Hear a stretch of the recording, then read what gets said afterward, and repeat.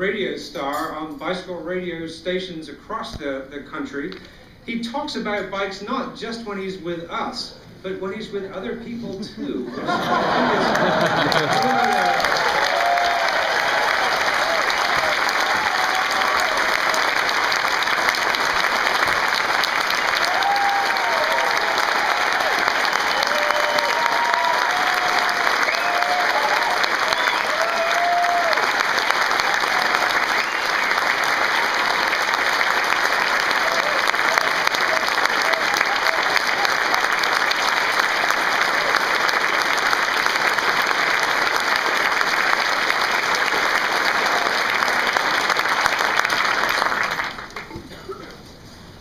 Well, thank you, Andy, and what an honor to receive this very distinguished award. I am stunned by all of you in this room.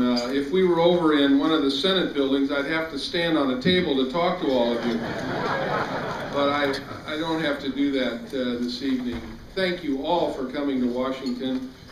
This is such an extraordinary turnout of cycling enthusiasts, and I think when all of you, I hope all of you will charge up to Capitol Hill in the next few days and talk to your member of Congress about the importance of making communities cycle friendly.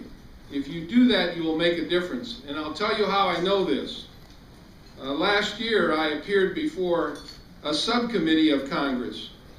And during the time that I appeared, we were talking about livable and sustainable communities.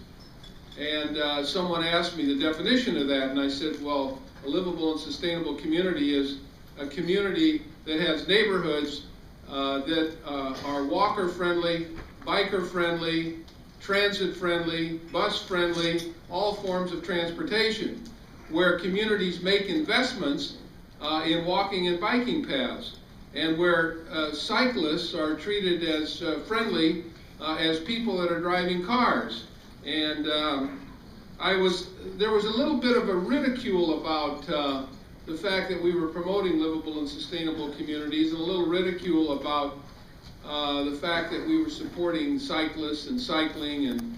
And what happened was that sort of got out, became viral, as they say. And you all got wind of it. And those cyclists in the community of that member of Congress started emailing, started arranging meetings, started sending a message, and that member of Congress became very friendly towards cycling and livable and sustainable communities. Because of you.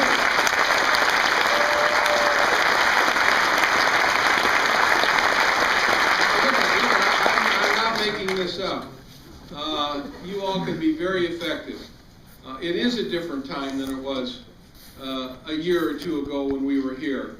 It is a different time than it was right after the last presidential election. We've had another election since then. And the fact that you're here, the fact that you're energized and enthusiastic is quite extraordinary. I'm sitting with my cycling partner, who I brought tonight, my wife Kathy, who at one time, when we were living in Peoria and I was a member of Congress and would go home every weekend, I decided to buy a couple of what I call comfort bikes, bikes that are easy to ride, so that we could go biking.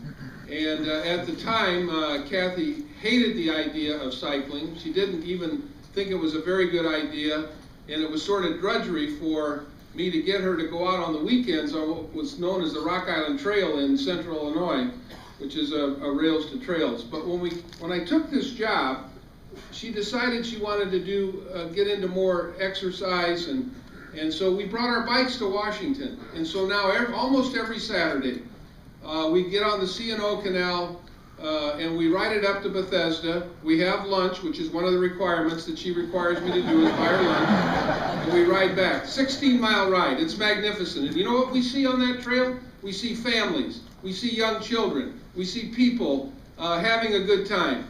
So this idea of cycling has so many facets to it that I know all of you know, but and it's just it's been a great opportunity for us to really take advantage of the sort of rails to trails that exist here in Washington, D.C. Here with us tonight is the Commissioner of Transportation for New York, and a quite extraordinary lady, as all of you know. She has really put New York on the map when it comes to making New York a livable, sustainable community with lots of opportunities for walking and biking paths, and you can live in New York and not own an automobile. So Jeanette, thank you for the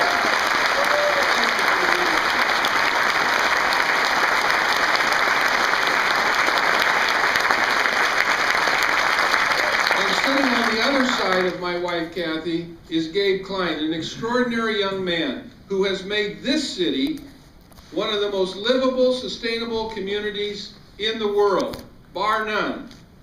Gabe and I, along with Mayor Fenty, inaugurated the Bike Share program, which we have one located right outside of the Department of Transportation on New Jersey Avenue. We inaugurated the bike lanes in the street because of Gabe's leadership and Mayor Fenty's leadership. And so, Gabe, you have done an extraordinary job in really making this city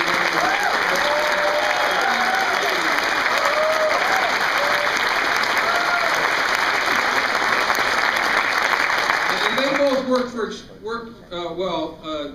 Jeanette still does work for an extraordinary person. Gabe's boss is now making money, I hope. Actually, Gabe is looking for a job if any of your communities are trying to become more livable or sustainable. I'm going to talk to the new mayor of Chicago about making that city more livable and sustainable.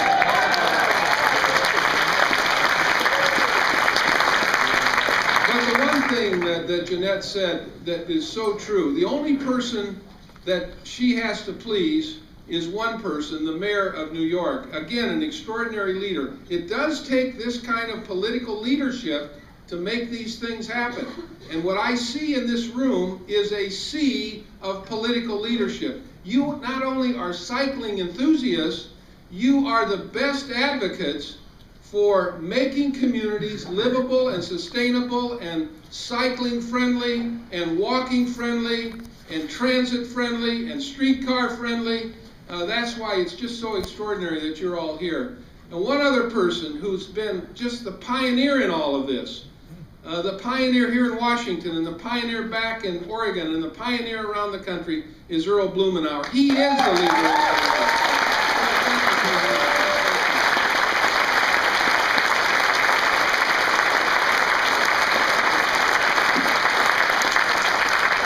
Now, I got into cycling when I was a young boy. I'll never forget it. My father bought me a Schwinn bike, and Schwinn loves hearing this story. I don't even know if they manufacture bikes anymore, but they like the idea that I'm promoting the idea of a Schwinn bike. It was the best looking bike in the neighborhood. Or at least they sell them. And we rode our bikes everywhere in my neighborhood. We rode them to school, to church. Biking was just a part of our lives in Peoria, where I grew up. And Kathy and I have 4 grown children. We bought each one of our children. I'll never forget when we bought our oldest son a bike called a Scrambler, and we took it out of the trunk, and his eyes lit up when he saw that Scrambler. And each of our children had a bike, and those bikes, our children's bikes, are hanging in our garage. And when our 9 grandchildren come over, they use those bikes at our house. So we've maintained them, and we've taught them the importance of cycling and riding a bike, and make sure you wear a helmet. And we've had great fun then buying our grandchildren their own bikes so they can have them at their own house. And so we've had a long history of cycling in our family, and it's just been a treasure to have the opportunity to have this job, to get to know all of you, to post up on our blog as often as we can on Fastlane, that I know many of you participate in looking at, and being on Facebook. And can you believe that a 65-year-old guy from Peoria is on Facebook? I can't even believe it. But anyway, I have people helping me with that, by the way. I don't want you to think that I answer all of these things on my own, okay? But the blog is something I'm very proud of. Fastlane has really taken off at DOT, so it's been a real privilege. And what Jeanette said is absolutely true. The one person that I really have to account to is the president. And so when you see me exhibiting this kind of enthusiasm and energy, it's because it comes from the fellow that I work for, the president.